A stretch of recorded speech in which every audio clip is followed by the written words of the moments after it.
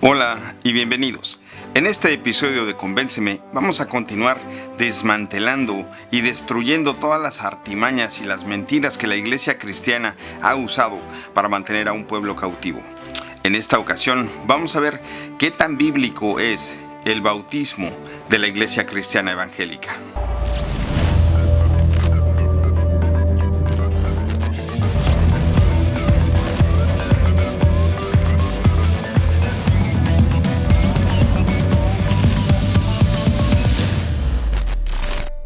Antes de comenzar este tema, quisiera aclarar algunos puntos del programa anterior en donde algunas personas me criticaron por haber dicho que el pecado no existe.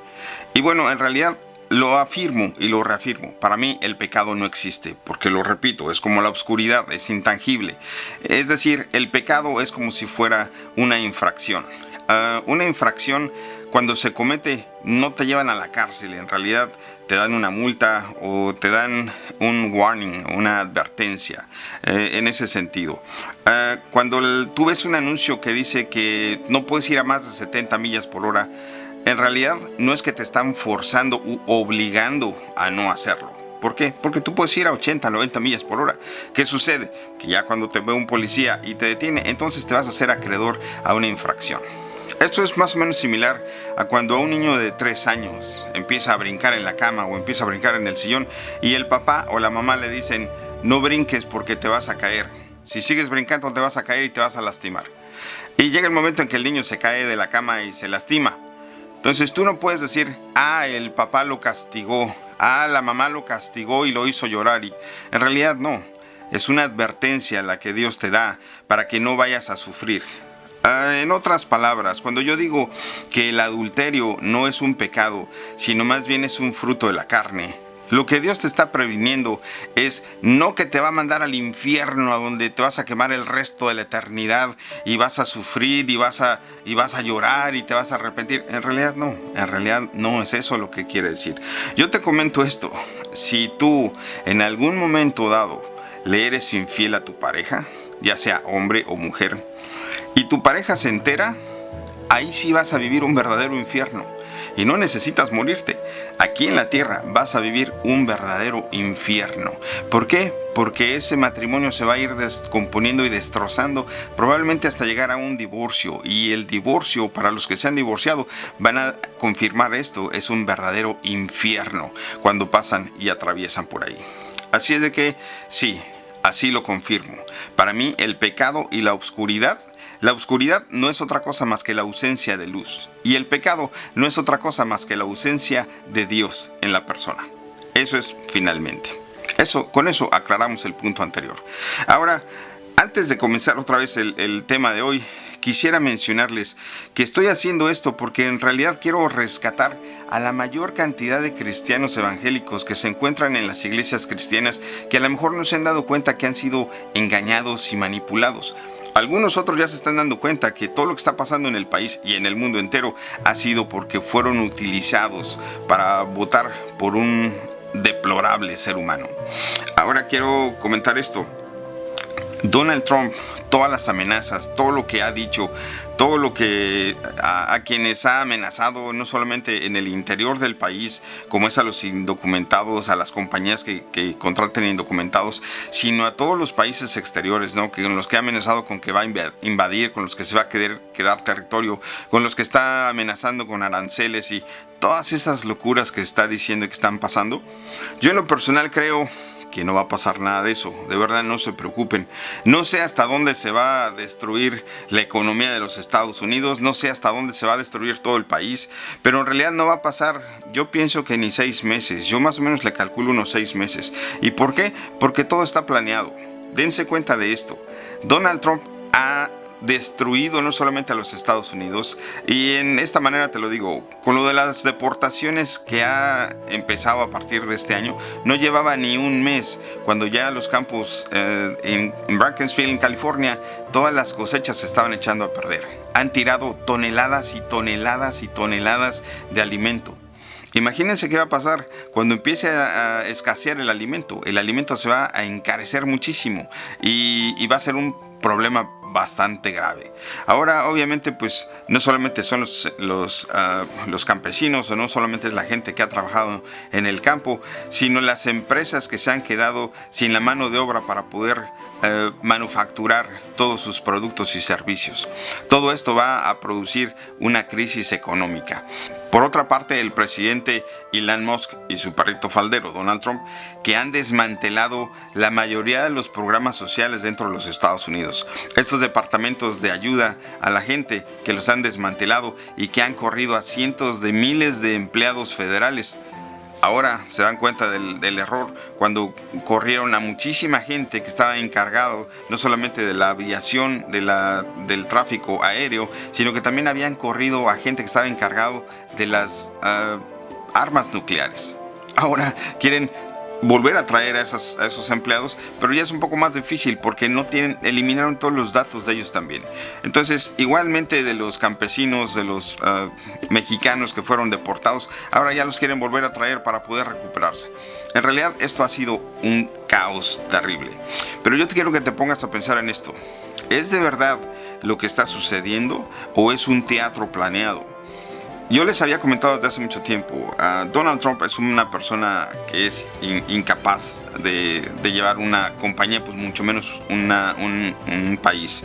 Ahora, por supuesto, Donald Trump es un títere de lo que los republicanos y los oligarcas le dicen que haga, como es el caso de Elon Musk. Si vieron ese video en donde el niño le dice a Trump en su cara que él no es el presidente que se tiene que ir, ¿no? Y le dice cállate. Entonces es algo verdaderamente vergonzoso que a un presidente de un país tan poderoso como los Estados Unidos suceda eso. Cuando se había visto que un empresario millonario como Elon Musk estuviera dirigiendo una rueda de prensa en la Casa Blanca, en la oficina oval. Es verdaderamente ridículo. Ahora quiero que te pongas a pensar en esto. ¿Cuántos republicanos, senadores y representantes has visto que se opongan a todo lo que hace Trump? ¿Cuántas veces has visto que salga un senador republicano a decir, es que nosotros apoyamos lo que Donald Trump hace, nosotros estamos con él, no es cierto? Siempre que les preguntan es, no sé exactamente qué está haciendo, no estaba enterado. ¿Por qué? Porque todos los republicanos están en un equipo tomando en cuenta que Donald Trump lo están empujando a que se vuelva loco o a que la gente lo vea como un verdaderamente loco. ¿Por qué? Porque en menos de 6 meses, pienso yo, lo van a destituir. Van a aplicarle el artículo 25, que es destituir a un presidente porque no tiene la capacidad de ejercer sus funciones, porque está demente, porque está loco o porque está incapacitado. Lo van a destituir y van a poner en su lugar a J.D. Vance. Ahora, ¿qué efecto tiene esto? Bueno, el efecto que va a tener cuando los republicanos pongan a J.D. Vance es que todo va a retroceder, todas las locuras que ha hecho Donald Trump se van a retraer y entonces todo va a tratar de volver a la normalidad. ¿Por qué? Porque entonces los héroes van a ser los republicanos. El presidente que habrá salvado en verdad el caos de lo que Donald Trump ha llevado va a ser J.D. Vance. Y J.D. Vance va a aplicar con certeza el proyecto 2025. ¿Por qué dejaron a Donald Trump entonces que ganara? Porque sin Donald Trump no habría podido ganar todos los republicanos. Todos los republicanos que están en el poder ahorita fueron gracias a la bola de locos de los cristianos evangélicos que votaron por Donald Trump, por lo cual lo pusieron en el poder y por eso J.D. Vance puede estar ahí para después de que lo destituyan a Donald Trump, J.D. Vance pueda tomar el control de todo lo que los republicanos quieren hacer. Ahora ya entrando en materia, habíamos hablado de todas las mentiras que la iglesia cristiana evangélica usa para manipular a los cristianos. Ahora ya no nada más de los Estados Unidos, sino el resto del mundo. Ustedes han escuchado que los Estados Unidos ha mandado a la mayor cantidad, le dicen, de misioneros alrededor del mundo. En realidad son misioneros malvados, son gente que va y empieza a sembrar todo esto en otros países. Latinoamérica está llena de evangélicos cristianos y que están echando a perder otras naciones y que están replicando lo que está pasando exactamente en los Estados Unidos. Entonces, mi labor aquí no solamente es exponerlos, sino también traerles un poco de luz o de entendimiento a lo que yo creo. Yo de verdad creo lo que digo, lo que pienso, y no te estoy forzando a ti a que creas. Si tú quieres creer lo que te dicen los cristianos evangélicos, está bien, es tu decisión. Pero sí creo en mi labor como periodista o como comunicador, decirte qué es lo que yo pienso para que tú tomes en cuenta estas posibilidades. La cuestión es que no creo que ningún hombre tenga la verdad absoluta, y yo puedo ver el otro lado de la moneda de la situación. En este programa en particular vamos a hablar acerca del bautismo. El bautismo es una de las estrategias más fuertes que tiene la Iglesia Cristiana Evangélica y otras organizaciones para poder manipularte. ¿A qué me refiero? Bueno, digamos que tú conoces lo que son las gangas o las pandillas de El Salvador y Guatemala que llegaron a los Estados Unidos y aún en México existen, que es la M13, la Mara 13 y la M18, que son maras. Las maras son pandillas. Estas maras, para que tú puedas ser parte de ese grupo delictivo, tienes que iniciarte, y en otras palabras tienes que ser bautizado. Esa es la realidad. Tienes que bautizarte con ellos o tienes que ser parte de ellos. Ahora, ¿cómo te bautizas en este tipo de grupos? Bueno, generalmente si eres un hombre, pues tienes que ir y cometer algún crimen, de preferencia para que puedas tener algún rango dentro de la pandilla.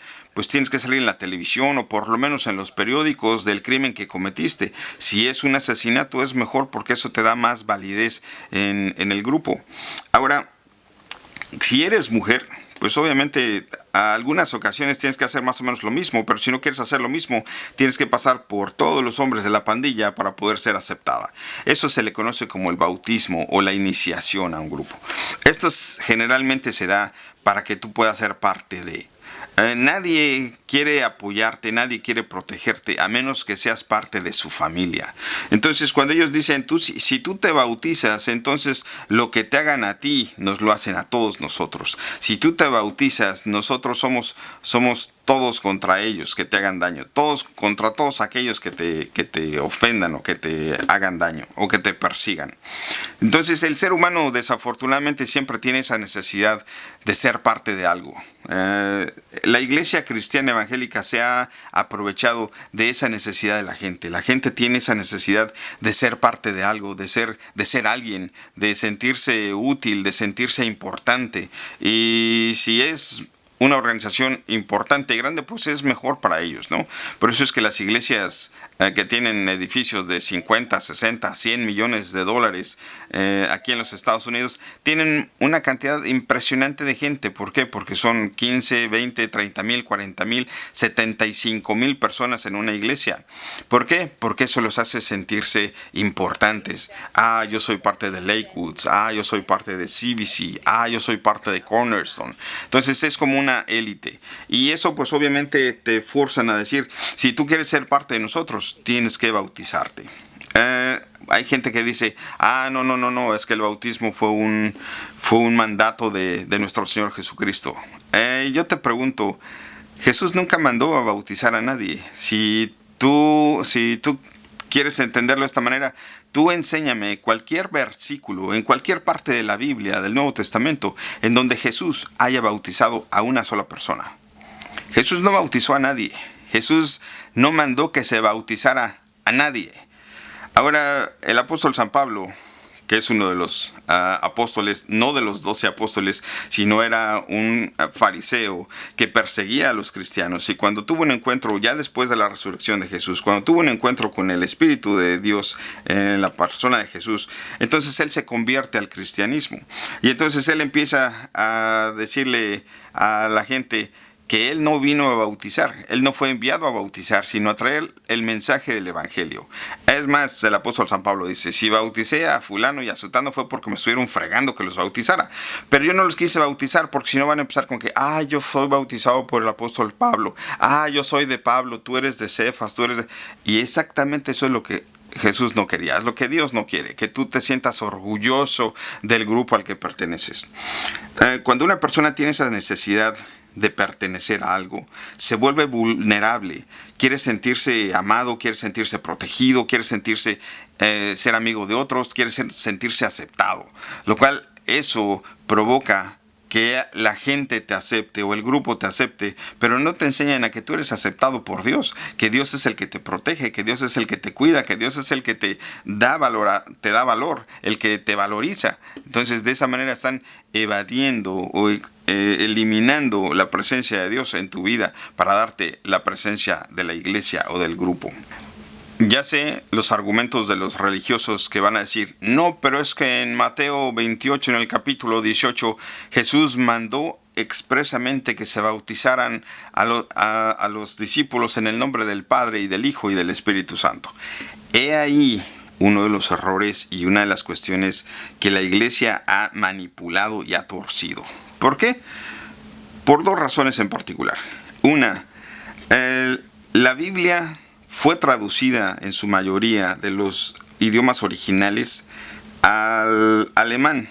Y esto fue porque Martín Lutero y otros reformadores dentro de la Iglesia Católica fueron los que tradujeron los documentos originales a lo que conocemos actualmente como la Biblia. Por eso es que hay varias versiones. La Reina Valera, el King James, la Nueva Vida, y hay muchísimas versiones de traducciones de la Biblia.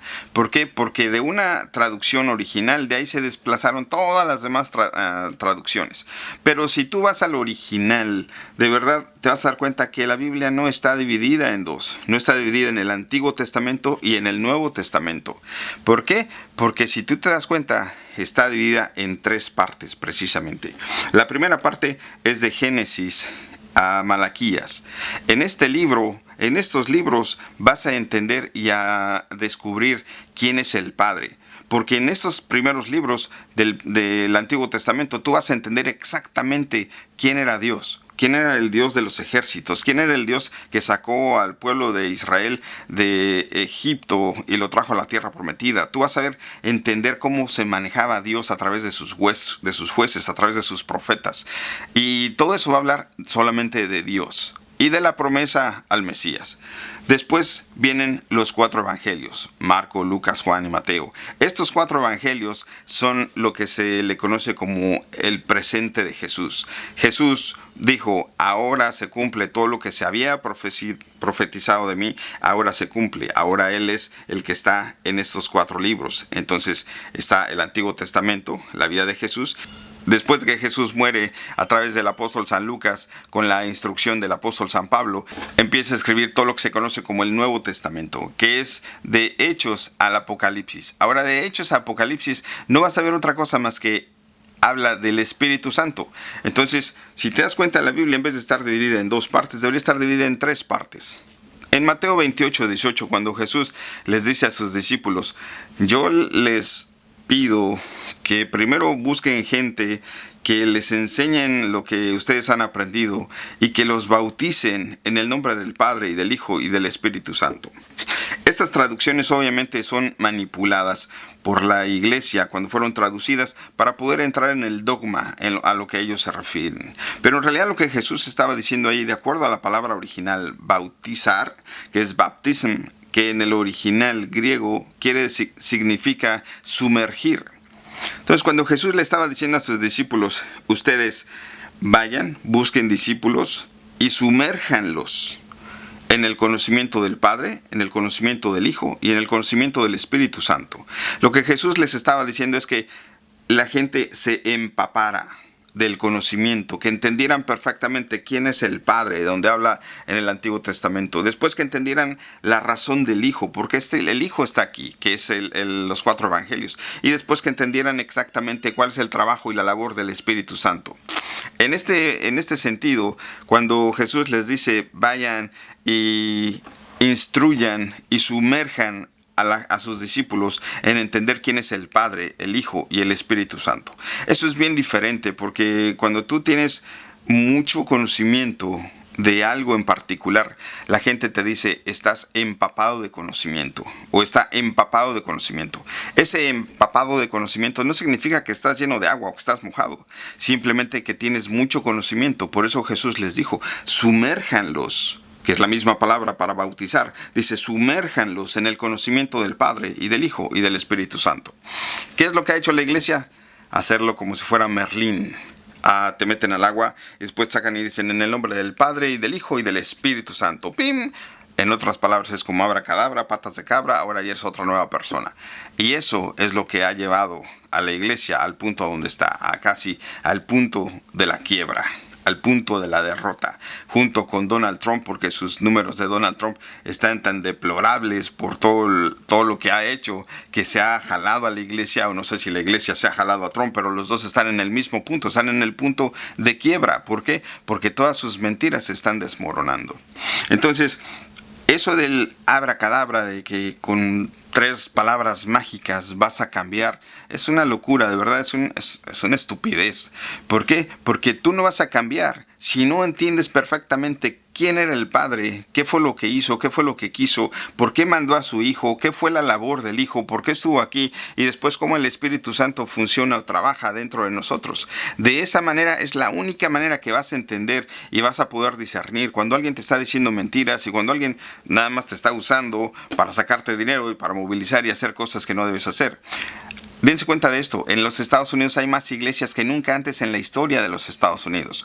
Pero ¿qué pasa? Hay mucho menos presencia de Dios que lo que existía antes. ¿Por qué? Porque se han multiplicado negocios, pero la presencia de Dios se ha desaparecido, se ha disminuido.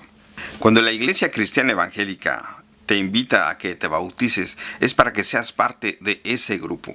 Y es muy curioso porque si alguien se bautizó con la iglesia bautista y llega a la iglesia pentecostal, dicen, no, tienes que bautizarte en la iglesia pentecostal. Si llega a la iglesia metodista, no, tienes que bautizarte en la iglesia metodista. ¿Por qué? Porque eso te elimina el bautizo anterior, según ellos, y entonces te invita a ser parte del nuevo grupo. Ahora, parte de la manipulación es esta. Cuando tú eres bautizado dentro de una iglesia, ellos te hacen parte de. Tú ya eres miembro de esa iglesia y entonces ya tú tienes que pagar tus diezmos y dar todo tu dinero ahí dentro de eso. Pero ¿qué sucede? Que si tú quieres irte a otra iglesia o quieres salirte, entonces vas a estar en desobediencia, vas a estar en pecado. Dios te va a destruir, Dios te va a matar, Dios te va a quitar todo lo que te ha dado. Porque eres un desobediente, has sido un hombre desobediente. Y eso en realidad pues es una mafia, es una manera de control, es una manera de controlarte y es una manera de decirte como las maras o las pandillas. ¿Qué sucede si un miembro de una pandilla de repente lo ven con otra pandilla? Van a pensar, se está llevando los secretos. ¿Y qué va a suceder? Lo van a destruir, lo van a matar. Es la misma mecánica. Entonces, la verdad es que tú me puedes decir, no, pero es que Juan el Bautista bautizó a Jesús y Jesús fue obediente. Claro. Recordemos esto. Jesús fue el primer ser humano que tuvo al Espíritu de Dios en él. Él es nuestro ejemplo. Él es el primer ser humano como nosotros que él tuvo el Espíritu Santo de Dios. ¿Por qué? Porque en el Antiguo Testamento el Espíritu de Dios se movía encima de la gente. Pero en los Evangelios, cuando llega Jesús, él es bautizado con el Espíritu Santo en forma de paloma y entonces el Espíritu Santo llega adentro de él y es cuando él empieza a hacer milagros. En realidad es con el Espíritu de Dios dentro de un ser humano que empieza a hacer milagros. Ahora es muy curioso porque Juan el Bautista estaba bautizando no por el bautismo de como ustedes lo conocen o de como la iglesia se los enseña, sino en realidad en aquel entonces era una práctica judía. ¿Por qué? Porque los judíos que iban al templo de Salomón, al templo de Dios que había construido Salomón, pues caminaban kilómetros y kilómetros y kilómetros de terracería. No se iban en el carro, no se iban en una moto, no se iban en la bicicleta, iban caminando y no tenían sus tenis Nike ni nada de eso. Iban en huaraches. Entonces, ¿qué sucede? Que cuando ellos caminaban, llegaban al templo y afuera del templo había estas fuentes de agua en donde ellos se lavaban. Ahora, ¿por qué se lavaban? Pues porque imagínense los pies sudando y el polvo y todo lo que se les ensuciaban las manos, los pies y la cara. Entonces, en una forma de reverencia, en una manera de honor y de educación. Hay muchas culturas, como la japonesa, incluso algunos países árabes también, en donde la gente antes de entrar a la casa de alguien más se quita los zapatos. en reverencia. ¿Por qué? Porque los zapatos están sucios, porque caminaste en polvo, en tierra. Es más, en algunas casas mexicanas de nosotros incluso lo haces, tal vez no por reverencia, sino por la chancla, ¿no? Y si ensucias el piso, mamá te va a pegar y te va a mandar la chancla. Entonces te quitas los zapatos para no entrar con los zapatos sucios y no ensuciar o la alfombra o el piso o lo que sea. Entonces, en esa manera de reverencia se hacía para que los judíos se limpiaran los pies, para que pudieran entrar en una manera presentable y limpia al templo, a la presencia de Dios. Ahora, ¿qué sucede? Cuando Juan el Bautista empezó a decir: el reino de los cielos se ha acercado, y prepárense para recibir al enviado, al Mesías, aquel que ha de venir, que venía detrás de mí y que ahora está entre nosotros, refiriéndose a Jesús. Entonces la gente en el río Jordán lo estaban escuchando y Juan el Bautista les decía: para este Mesías que viene, ustedes no se pueden limpiar solamente los pies, las manos y la cara, sino tienen que limpiarse todos, tienen que limpiarse el cuerpo para poder recibir a aquel que ha llegado entre nosotros. Entonces es por eso que lo sumergía. No decía: te bautizo en el nombre del Padre y del Hijo y del Espíritu Santo. Era una manera simbólica de limpiarte todo tu cuerpo. Era una manera de limpiarte en agua, de bañarte en agua. Una manera simbólica para recibir a aquel que venía detrás de Juan el Bautista. Ahora, esto es una de las partes más importantes en todo esto. Cuando Juan el Bautista dice: yo los bautizo en agua, o yo los limpio en agua, para que ustedes estén preparados para recibir aquel al que viene. Pero cuando aquel que estamos esperando venga, entonces ustedes serán bautizados en fuego y en espíritu. ¿Qué significa? Ok, cuando venga aquel que estábamos esperando, que era Jesús en ese caso, llega Jesús, Juan el Bautista le dice: ¿cómo te voy a bautizar si a ti es al que estamos esperando? Y Jesús le dice: de todas maneras, bautízame, porque esto es parte de lo que tenemos que hacer para que la gente entienda que aún yo me tengo que bautizar, o que me tengo que sumergir, que me tengo que meter al agua para limpiarme y purificarme. ¿Por qué? Porque Jesús no había recibido al Espíritu Santo. En una manera era lo que él quería hacer. Cuando Juan el Bautista lo mete al agua, lo sumerge y Jesús sale en una manera simbólica, limpio y liberado, entonces el cielo se abre, baja una paloma que es el Espíritu Santo, se posa en su hombro y Dios dice: este es mi Hijo amado en quien tengo mis complacencias. Él se convierte en el primer ser humano que recibe al Espíritu Santo en su corazón. Ahora, después de esto, Jesús ni nadie más bautizaron. ¿Por qué?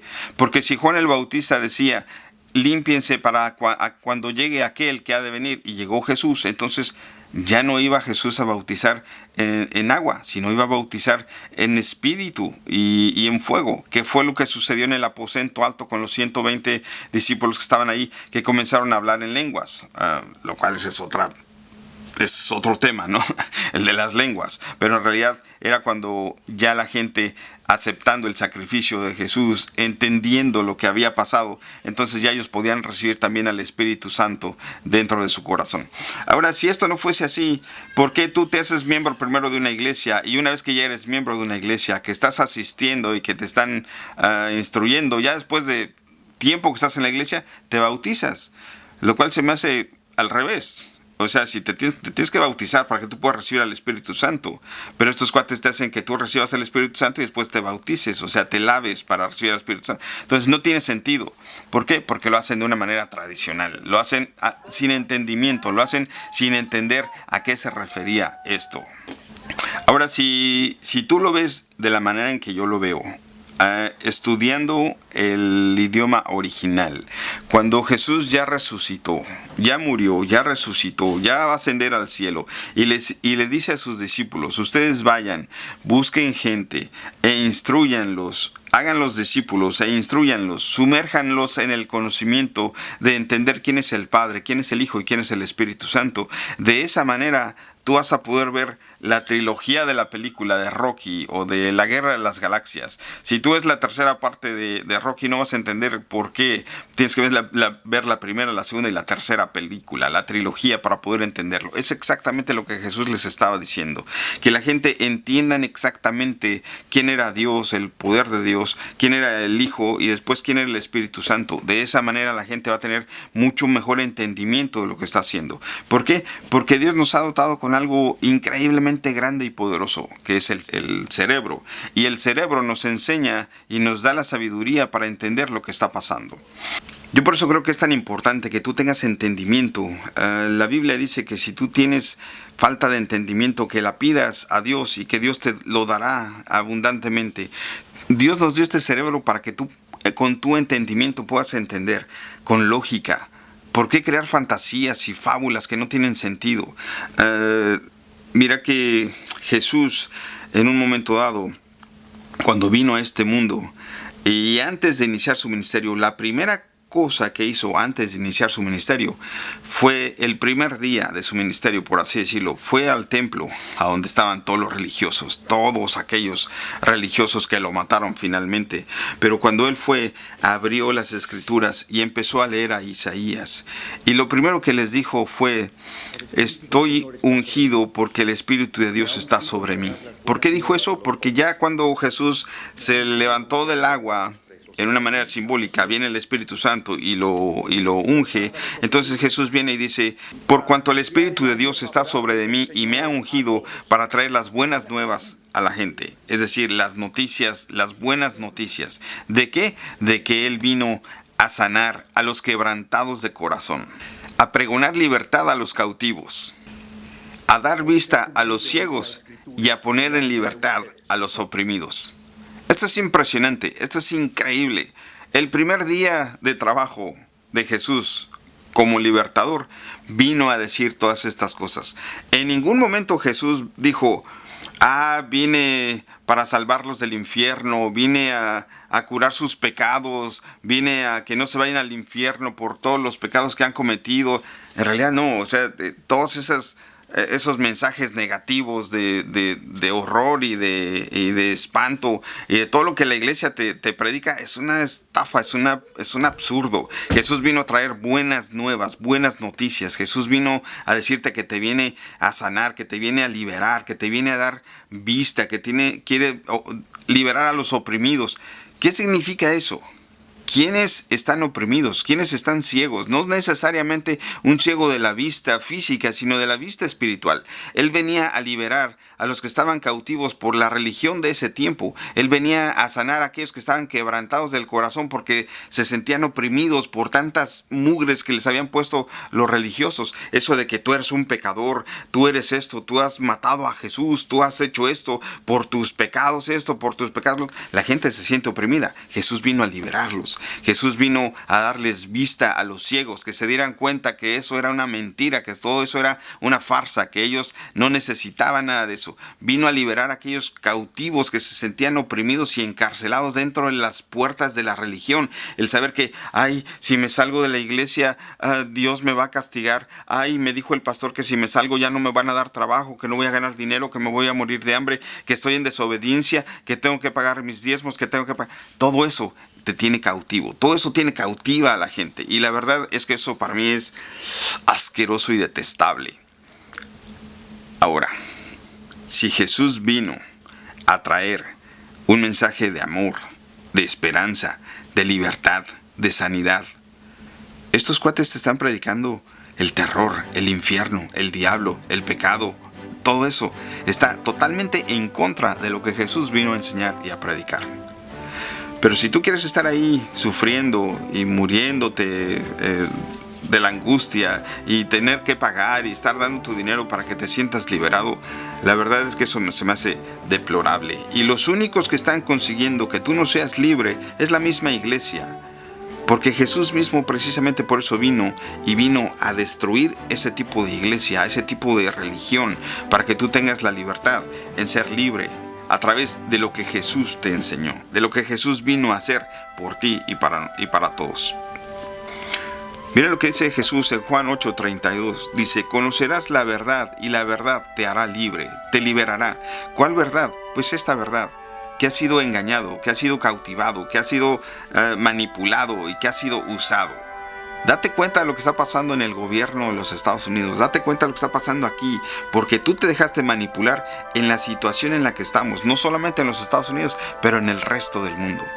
Entonces, en realidad Jesús lo que dijo fue: vengo a liberarte de todo eso, vengo a que salgas de todas esas prácticas y toda esa porquería. Pero bueno, Esa es otra de las mentiras que la Iglesia Cristiana Evangélica ha usado, no solamente en los Estados Unidos, desafortunadamente, sino que se ha expandido por el resto del mundo. Ahora, si tú crees que lo que yo te estoy diciendo no es verdad, es mentira, es una exageración, que lo estoy malinterpretando, mándame las pruebas, tráeme pruebas, mándame mensaje, enséñame, compruébame y convénceme de lo contrario. Nos vemos a la próxima.